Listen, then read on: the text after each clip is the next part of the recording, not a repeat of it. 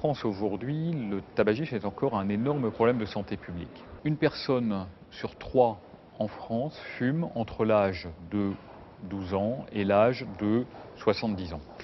Et on peut considérer qu'entre 18 et 25 ans, à peu près la moitié de la population française fume. Je fume depuis 6 ans à peu près. C'est donc un enjeu extrêmement lourd et qui, sur les années futures, sera une problématique de santé publique qu'il va continuer à falloir combattre de façon constante.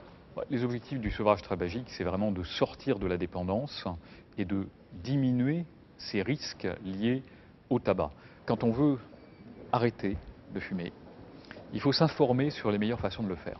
Donc ce sevrage, il doit commencer par le fait de bien se renseigner sur les substituts, sur tout ce qui peut aider à arrêter avec moins de symptômes liés à la dépendance et donc une meilleure gestion des risques de rechute.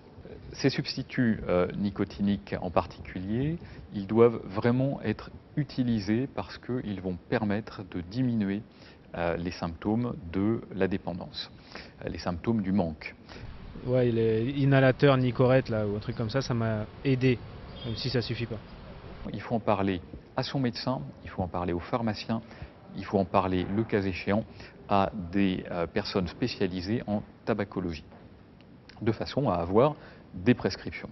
Dans ce cadre-là, on peut dire que Groupama accompagne l'ensemble de ces sociétaires, puisque vous savez que dans le cadre en particulier de Groupama Santé Active, il y a une prise en charge renforcée de ces substituts en doublant ce qui est remboursé par le régime obligatoire d'une part et d'autre part en ayant la possibilité d'avoir recours à un forfait prévention qui est utilisable dans son intégralité dans le cadre de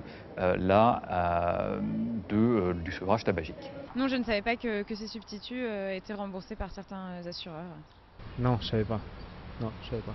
Utiliser des substituts. Parler à des ex-fumeurs également, essayer de voir de quelle façon et pourquoi ils ont arrêté, quelles ont été leurs difficultés. Ça, c'est quelque chose de très important parce que ça va de la même façon renforcer l'intention personnelle. Il est important de faire la liste de tous les avantages que l'on perçoit, à ne pas fumer. La première chose, c'est d'être clair avec soi-même sur le fait qu'on arrête.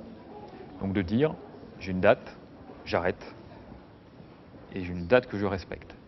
Un jour j'ai décidé, j'arrête, c'est fini, j'en ai fumé une dernière, j'ai jeté le paquet, et voilà.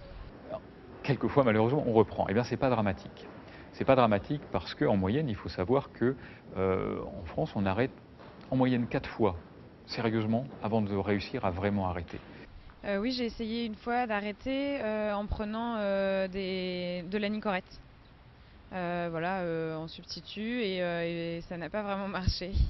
Donc, chaque arrêt, c'est une occasion de se dire pourquoi j'ai arrêté, pourquoi j'ai repris surtout, et comment je peux faire la prochaine fois pour ne pas reprendre. C'est donc pas un drame, ça doit simplement renforcer l'envie d'arrêter et le souhait de se débarrasser de cette dépendance.